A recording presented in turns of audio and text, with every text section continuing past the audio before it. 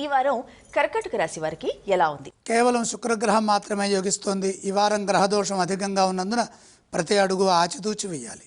శుభగ్రహ బలం తగ్గిన సమయంలో అనుభవం ఉన్న పనులకే ప్రాధాన్యత ఇవ్వాలి. తృతీయ శుక్రబలం కొంత ధైర్యాన్ని, సన్నిహితుల సహకారాన్ని ప్రసాదిస్తుంది. అయితే జన్మ రవి బుధ గురుల ప్రభావం వల్ల ఆలోచనలు ఎక్కువై నిర్ణయాలు ఆలస్యంగా తీసుకునే అవకాశం లేకపోలేదు. ఆరోగ్యాన్ని నిర్లక్ష్యం చేయొద్దు.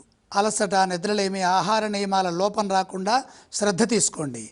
ఆర్థిక విషయాల్లో తెలియని ఆటంకాలు ఉంటాయి. ఖర్చులు పెరిగే అవకాశం ఉంది. రుణాలు, హామీలు, పెద్ద పెద్ద పెట్టుబడులకు దూరంగా ఉండటం మంచిది. చేబదులుగా ఎవరికైనా ధనాన్ని ఇస్తే నష్టపోయే అవకాశం ఉంది. అధికారులతో శాంతంగా ఉండాలి. వ్యాపారంలో కొత్త ఇబ్బందులు రాకుండా జాగ్రత్తగా ఉన్నదాన్ని కాపాడుకోవాలి. కుటుంబ సభ్యుల సహకారం తీసుకొని నిర్ణయాలు తీసుకుంటే మంచి జరుగుతుంది. అధిక శాతం మౌనంగా ఉండటం మంచిది. తాత్కాలిక ఆటంకాలను శాశ్వత సమస్యలుగా భావించకండి. నేను దేన్నైనా సాధించగలననే దృక్పథంతో ముందుకు సాగండి.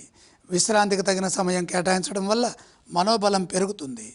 వారం చివరిలో పరిస్థితులు కొంతవరకు మెరుగవుతాయి. కర్కాటక రాశి వారు ఏ స్తోత్రాలను పఠించాలి? కర్కాటక రాశి వారు నవగ్రహ స్తోత్రం చదువుకోవాలి. ఏ ఆలయాలను సందర్శిస్తే మంచిది? నవగ్రహాలని దర్శించడం మంచిది. ఎటువంటి దానాలు చేయాలి గురుగారు? నవగ్రహ పాదాల దగ్గర కొద్దిగా నవధాన్యం ఉంచి నమస్కారం చేయండి.